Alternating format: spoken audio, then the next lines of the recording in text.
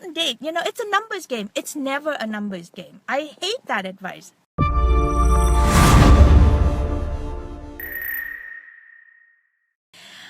The next question, it's actually not a question, but it comes from a conversation that I had with my girlfriend who has been single for a long time, like over 2-3 decades.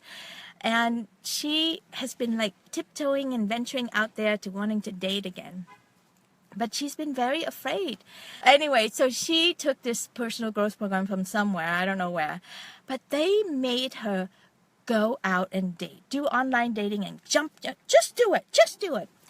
I hear this advice from girlfriends and girlfriends all the time, and I think it's a terrible advice. Terrible. People, if they're not dating, it's not because they're not doing it. It's because they're afraid, and they're afraid of something. And usually the fear has a lot of history and a lot of baggage behind it, and they haven't healed those wounds. And so if they go out and do as they are told, just go out and date. You know, it's a numbers game. It's never a numbers game. I hate that advice. It's not a numbers game. You don't need to have to date so many people to find it. You got to know who you are and what you want. And then when you are clear and you're open to love, he will show up or she will show up. Promise. This happens with every single client that I've seen. So I cringed when she told me that in the last couple of months, you know, she had to go out and just go to online dating and date and all this stuff. I think that's terrible because first of all, it's like sending lamb into the wolves or something like that. She's completely unprepared for it. Her heart is fragile, and so whatever, she can be duped so quickly, so easily, and you know, when we are dating, a lot of dating is a reflection of what's going on inside us. So if we're not ready for love, we're going to reflect with men who are not ready for love. If we have other things, it's just going to just have all these mirror effects. I think it's a terrible thing to do. I think it's inhumane, actually. And to shove someone out there, it's almost like saying, I'm afraid to I don't know, to leap off the ledge or something, and somebody come up to you and shove you. All right, that brought up a childhood memory for me. Like when I was little, about 6 years old, I went to my mom's boss's house for a weekend thing, and he had a swimming pool. And my dad was in the water, and I was just standing there like a little girl, you know, like trying to dive in. And I've never been around water, and I've never jumped in, and I was petrified. And I was just standing there, and my dad's like, come on, I got you.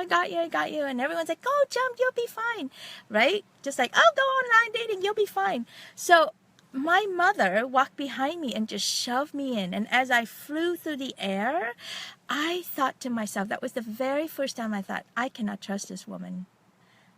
I hate her.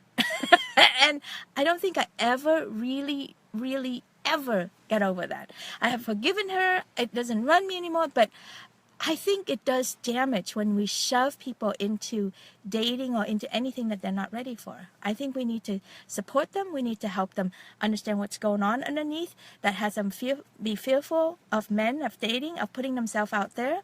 And most likely it's some issues with dad or mom or some abandonment or some crazy traumatic issue in childhood that we need to support them. And then once they feel really loved and they can, you know, at their own time, they will bring the love in. And when they do, it's easy. It doesn't have to be going through all the online dating stuff. You don't have to kiss 1,000 fish and all that stuff. It's okay. So that's my dating tip for today. And if you have any questions or anything else that you'd like me to answer, make a comment below. And by the way, I'm posting these Facebook Live onto my YouTube channel, Hot Life, Hot Love YouTube channel. Go there and find the history of this. We're starting to create a nice library of different dating questions. One of the most popular questions that's been answered is, should I have sex on the first date or not?